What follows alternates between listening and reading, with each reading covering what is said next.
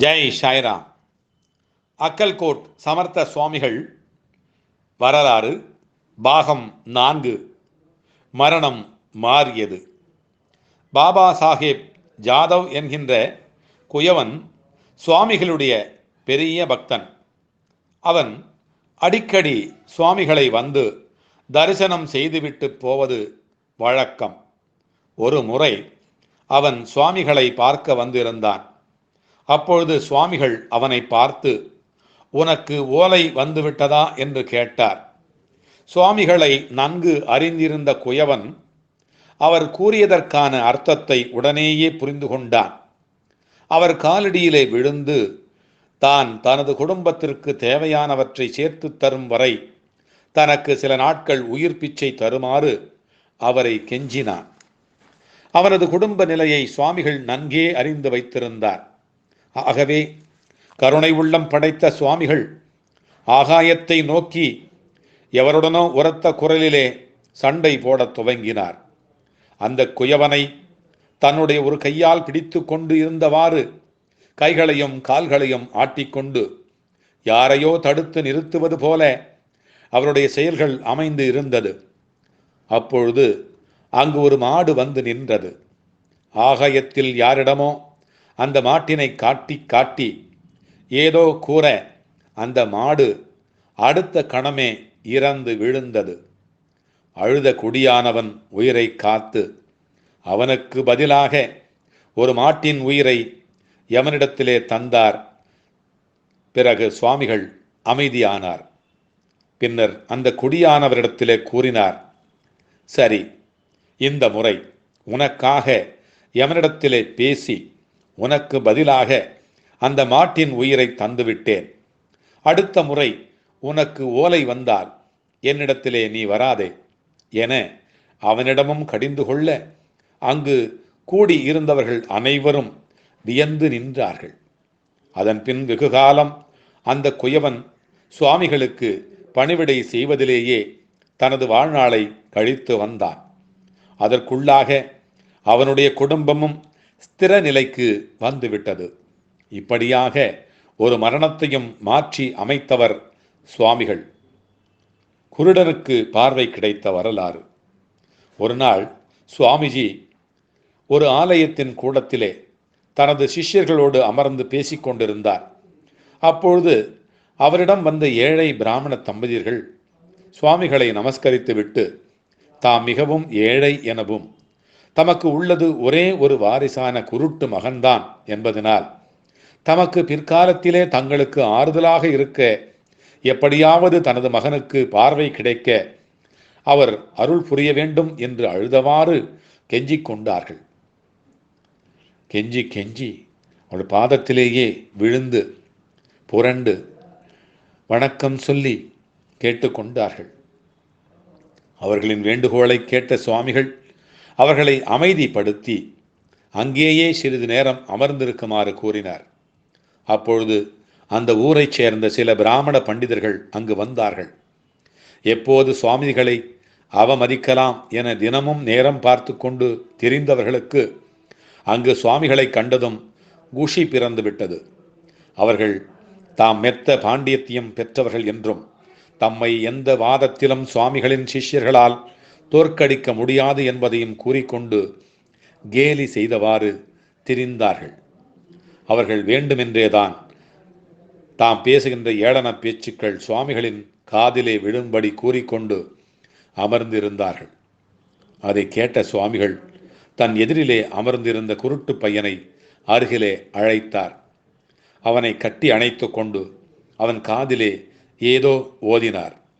தனது கழுத்திலே இருந்த மாலையை எடுத்து அவன் கழுத்திலே போட்டுவிட்டு கூறினார், போ போ, அந்த பண்டிதர்கள் முன்னால் போய் அமர்ந்து கொண்டு அவர்களோடு நீ வாதம் செய் என்று சொன்னார். அந்த பண்டிதர்களுக்கோ இன்னும் குஷியாகிவிட்டது. கண் பார்வை அற்றவன், அவன் ஏழை, அவன் என்ன படித்திருக்க முடியும்? நம்முடன் வாதம் செய்ய ஒரு சிறுவனை அனுப்பி உள்ளாரா? வரட்டும், ஒரு கை பார்க்கலாம் என அகங்காரமாக அமர்ந்திருந்தார்கள். கண் பார்வை அற்றவனின் பெற்றோர்கள் சுவாமிகள் ஏன் அதை செய்தார் என புரியாமல் திக்கிட்டு அமர்ந்தவாறே இருந்தார்கள். அந்த சிறுவன் எழுந்து அந்த பண்டிதர்களிடத்திலே சென்றார். அனைவரும் ஆச்சரியமாக அவனை பார்த்தார்கள். கண் பார்வை இல்லாதவன் எப்படி அட்டகாசமாக நடந்து செல்லுகிறான் என அவன் அருகிலே சென்று பார்த்தால் அவன் பார்வை பெற்றிருந்ததை பார்த்தார்கள். அந்த அதிசயம் அடங்கும் முன்னரே அந்த பண்டிதர்கள் எதிரிலே சென்று அமர்ந்தவன், உங்கள் வாதத்தை எடுத்து வையுங்கள் என கூறி அவர்கள் கேட்ட அனைத்து கேள்விகளுக்கும் காட்டாற்று வெள்ளம் போல பகவத்கீதை, மகாபாரதம், இராமாயணம், வேதங்கள், இதிகாசம் என அனைத்தில் இருந்தும் உதாரணங்களை எடுத்து காட்டி சமஸ்கிருத வார்த்தைகளின் பாடல்களையும் செய்யுள்களையும் ஒப்பிவித்து காட்டி அவர்களின் வாயை அடக்கினான். அனைவரும் வியந்து வாயடைத்து நின்றார்கள். என்ன நடக்கிறது என்றே அவர்களுக்கு விளங்கவில்லை. இவன் எங்கிருந்து பார்வை பெற்றான்? இவனுக்கு எங்கிருந்து இத்தனை ஞானம் கிடைத்தது? தவறை உணர்ந்த ஏளனம் பேச வந்த பண்டிதர்கள் ஓடிச் சென்று சுவாமிகளின் கால்களிலே விழுந்து மன்னிப்பு கேட்டார்கள். பார்வை அற்றவன் பார்வை பெற்று பெற்றோருடன் ஆனந்தமாக திரும்பிச் சென்றார். சுவாமிகளின் தெய்வீகத்திற்கு இதைவிட வேறு என்ன சான்று வேண்டும்? அதுபோல இன்னொரு சம்பவம். பயந்து ஓடிப்போனது ஒரு பேய். அக்கல்கோட்டிலே ஒரு பண்டிதர் வாழ்ந்து வந்தார். அவர் சுவாமிகளின் சிஷ்யர். ஒரு முறை அவரை பேய் நன்றாக பிடித்து கொண்டது. போகவே மாட்டேன் என்று சொல்லியது. நன்றாக இருந்தவர் பிடித்து பிடித்தது போல ஆனார். தன்னை மறந்து பைத்தியம் பிடித்தது போல அங்கும் இங்கும் சுற்றித் திரிய பண்டிதத்தில் வந்து கொண்டு இருந்த வருமானமும் நின்று போனது. பிச்சை எடுத்தே வாழ்க்கையை ஓட்ட வேண்டிய நிலைமை அவர் மனைவிக்கு ஏற்பட்டு விட்டது. நாளாக நாளாக அந்த பித்து பிடித்த பண்டிதரை தெருவிலே சென்றவர்கள் எல்லாம் கல்லால் அடித்து துன்புறுத்தியும் அடித்தும் விரட்டியும் இருக்க அதை கண்டு மனம் உடைந்து போன அவருடைய மனைவி ஒரு நாள் அவரை இழுத்து கொண்டு அந்த ஊருக்கு விஜயம் செய்திருந்த சமர்த்த சுவாமிகளிடம் சென்று தனது கணவனின் நிலை மற்றும் தனது குடும்ப நிலையை கூறி அழுதாள். அவர் அந்த பண்டிதரை தனது அருகிலே அழைத்தார். ஆனால் அந்த பண்டிதரின் உடம்புக்குள் இருந்த பேயோ முதலில் அந்த பண்டிதரை சுவாமிகள் இருந்த இடத்திற்கே செல்ல மறுக்க வைத்தது. ஆனாலும் சுவாமிகளின் மகிமை வாய்ந்தவர் அல்லவா? அந்த பேய் பிடித்த அவனை இழுத்து அதனுடைய இருந்ததின் காரணத்தினால் அறிந்து இருந்தாலும் மற்றவர்களும் அவன் பித்து பிடித்து உள்ளதற்கான காரணத்தை அறிந்து கொள்ள வேண்டும் என்பதற்காக அந்த பண்டிதரை தாம் தங்கியிருந்த இடத்திலேயே கட்டி வைக்குமாறு கூறினார். சில நாட்கள் கழிந்தது. அந்த பண்டிதனை தனது அருகிலே வரவழைத்து அவனை ஒரு தடியினால் ஓங்கி அடித்தார். அவனோ கத்தினான், என்னை விட்டு விடுங்கள், என்னை விட்டு விடுங்கள். சுவாமிகள் கோபமாக அவனை பார்த்து கூறினார், சரி, இவனை விட்டு விட்டு நீ ஓடிப்போ. பண்டிதரின் உடலில் இருந்த பேய் கத்தியது, நான் போக மாட்டேன், நான் போக மாட்டேன். போன ஜென்மத்தில் இவன் என்னிடம் பணத்தை வாங்கி கொண்டு ஏமாற்றி விட்டான். அதனால் மனம் உடைந்து போன நான் தற்கொலை செய்து கொள்ள வேண்டியதாயிற்று. என் குடும்பம் நடுத்தெருவிலே நின்றது. சரி, போனது போகட்டும். அவன் இப்போது தண்டனையை பெற்று விட்டான். இப்போது இவனை விட்டு ஓடிப்போ என்று சொன்னார் சுவாமிகள். அதுவோ மாட்டேன் மாட்டேன் என பேய் கத்த துவங்கியது. அந்த பண்டிதன்தான் அனைத்தையும் பேசினான். ஆனால் தன் நிலையை மறந்து அப்படியெல்லாம் அவனை கூற வைத்தது அவனுக்கு உள்ளாக இருந்த அந்த பேயேதான். சுவாமிகள் எழுந்து அவனிடத்திலே வந்தார். அந்த பண்டிதனின் கையில் ஒரு துணியை கட்டினார். அந்த துணியின் மற்றொரு முனையை ஒரு குழலுக்குள் நுழைத்து இழுக்க துவங்க அவன் கத்தினான், என்னை விட்டு விடுங்கள், என்னை விட்டு விடுங்கள், நான் ஓடிப்போய் விடுகிறேன் என்று கத்தினான்.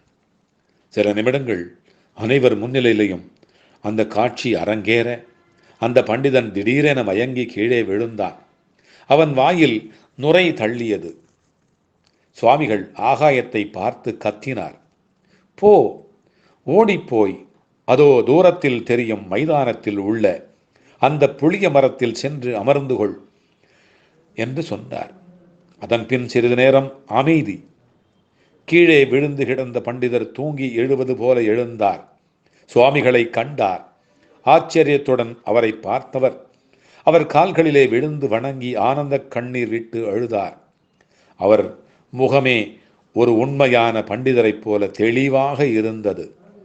அவை அனைத்தையும் பார்த்து கொண்டிருந்தவர்களுக்கு பிறகுதான் புரிந்தது, அந்த பண்டிதரின் உடலில் ஒரு பேய் புகுந்து கொண்டிருந்த இத்தனை ஆட்டம் ஆட்டியது, இத்தனை நாளும் அட்டகாசம் செய்து வந்துள்ளது என்ற உண்மை அப்பொழுதுதான் அவர்களுக்கெல்லாம் தெரிந்தது. நாளடைவில் அந்த பண்டிதர் மீண்டும் நல்ல நிலைக்கு ஆளானார். அவர் வீடும் கலகலத்து நிலைநிலைத்து வாழ்ந்தது. இதுபோல எத்தனையோ அற்புதங்களை நம்முடைய சுவாமிகள் செய்திருக்கிறார்கள். மீதியும் பிறகு இருக்கிற சுவாமிகள் செய்த அற்புதங்களை அடுத்து வருகின்ற பதிவுகளிலே நாம் பார்ப்போம், மகிழ்வோம். ஜெய் சாய்ராம்.